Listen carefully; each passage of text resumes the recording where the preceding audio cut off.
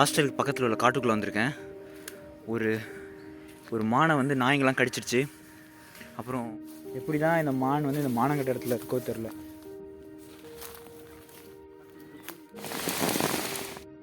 வணக்கம் நண்பர்களே. அன்னானிஸ்டிக்குள்ளே பார்த்தீங்கன்னா நிறைய ஏரியா வந்து காடு மாதிரி இருக்கும். ஸோ இந்த ஏரியாக்குள்ளே வந்து மானுங்க நிறையா இருக்குது. ஆனால் இப்போ இருக்கா அப்படின்னு கேட்டிங்கன்னா கிடையாது. அது ஏன்னு போக போக ஸோ 2023 December 4 அப்போ ஒரு பயங்கரமான ஒரு புயல் அடிச்சிட்டு இருந்ததுங்க. அந்த புயல் வந்து எந்த அளவுக்கு பாதிப்பை ஏற்படுத்துதுன்னு பார்த்தீங்கன்னா, காலேஜுக்குள்ளே நிறைய பழமை வாய்ந்த மரங்கள் இருக்கும் பார்த்தீங்களா, அது எல்லாமே சாஞ்சு போயிருந்தது. ரொம்பவே பார்க்க வருத்தமாக இருந்தது.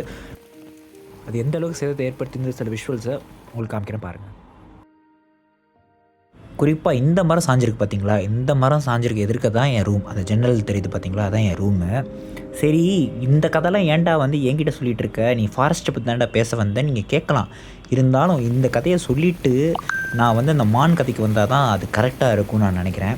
சம் விஷுவல்ஸை பாருங்கள், ஏன்னா நான் அந்த வீடியோலாம் எடுத்து வச்சுருக்கேனே. ஸோ அதெல்லாம் வந்து ஒரு மெமரிக்காக இதில் போடணும். ஸோ வந்து இதில் ஃபில் பண்ணிகிட்ருக்கேன். ஆக்சுவலாக உண்மை தான் சொல்லணும். பட் வந்து ஃபாரஸ்ட் கதைக்கு நான் வரேன்.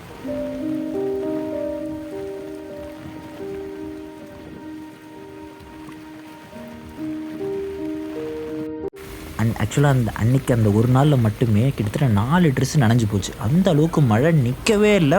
ஃபுல்லாக மழை பெஞ்சிட்டு இருந்தது. நாங்கள் ஃபுல்லாக ஆட்டம் போட்டோம். ஃபுல்லாக எல்லாருமே வெளியில் போயிட்டு ஃபுல்லாக நனைஞ்சிட்டு தான் வந்தோம்.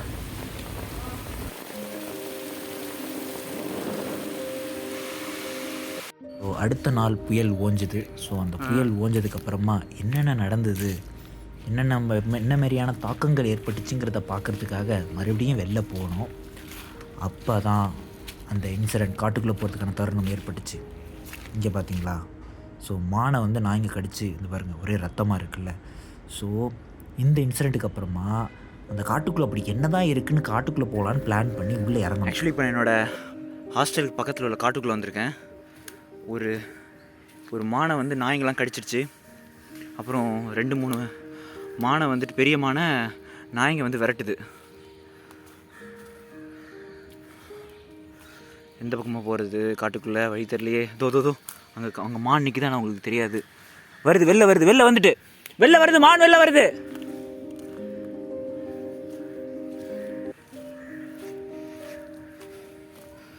எல்லாம் புயல்னால எல்லாம் மரமே சாஞ்சு கிடக்கு.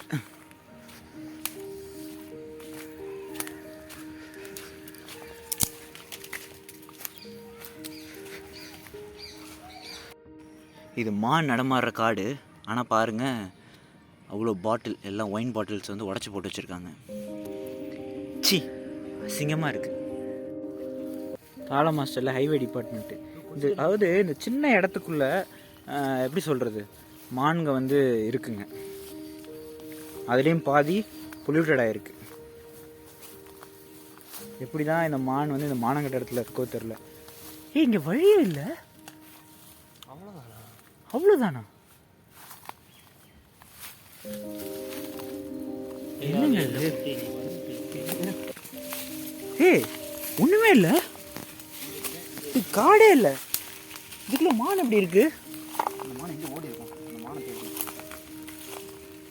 மானை விடுங்க. இது காடே இல்லைங்க. அங்கேயும் வீடு கட்டி வச்சிருக்காங்க.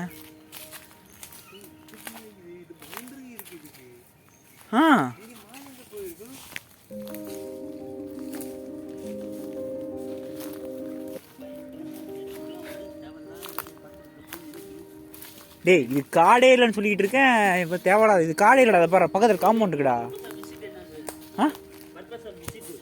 பர்பஸாக விசிட்டு. இது காடுன்னு சொல்லி ஏமாத்திருக்காங்களா?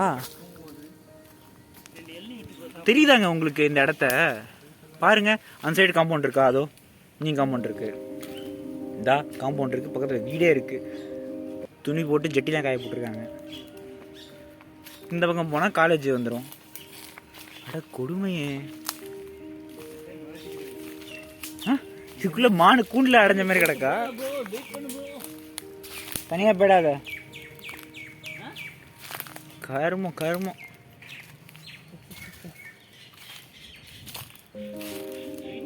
இப்போ வேற ஏதாவது வழி இருக்குமா? இந்த மான் இங்கேயே இருக்காதுங்க. இங்கே எப்படிங்க இருக்க முடியும் மானால? ஃபுல்லாக பாருங்கள், பிளாஸ்டிக் வேஸ்ட். குடிச்சு போட்ட வாட்டர் பாட்டில்ஸ், சரக்கு பாட்டில், ஆல்கஹால் பாட்டில்.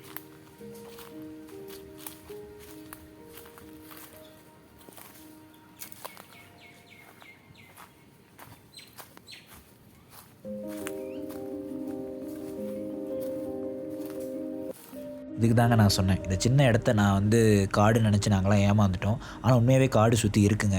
ஹெச்ஆர்எஸ்னு ஒரு டிபார்ட்மெண்ட் இருக்குது, அது பக்கத்தில் நிறைய காடு இருக்குது. ப்ளஸ் வந்து அந்த பக்கம் ஓஷன் டெக்னாலஜின்னு ஒரு டிபார்ட்மெண்ட் இருக்குங்க, அது பக்கத்துலேயும் சரி. ப்ளஸ் வந்துட்டு environmental engineering and environmental management சொல்லிட்டு ஒரு பிளாக் தனியாக இருக்கும். அந்த இடம்லாம் பார்த்திங்கன்னா நிறைய காடு இருக்கும். ஸோ அந்த ஏரியாலலாம் நிறைய மான் வந்து பார்க்க முடியும். ஆனால் இப்போ வந்து ரொம்பவே கம்மியாகிடுச்சு. ஃபார் எக்ஸாம்பிள் ஒரு 20 இயர்ஸ் பிஃபோர் வந்து அண்ணா யூனிவர்சிட்டியில் படிச்சிருப்பவங்க பார்த்தீங்கன்னா நிறைய மான் பார்த்துருப்பாங்க. ஆனால் இப்போ வந்து ரொம்ப ரேர்லி நீங்கள் வந்து மானை பார்க்குற மாதிரி ஒரு சூழ்நிலை ஏற்பட்டு போச்சு இந்த மாதிரி சூழ்நிலையினால்.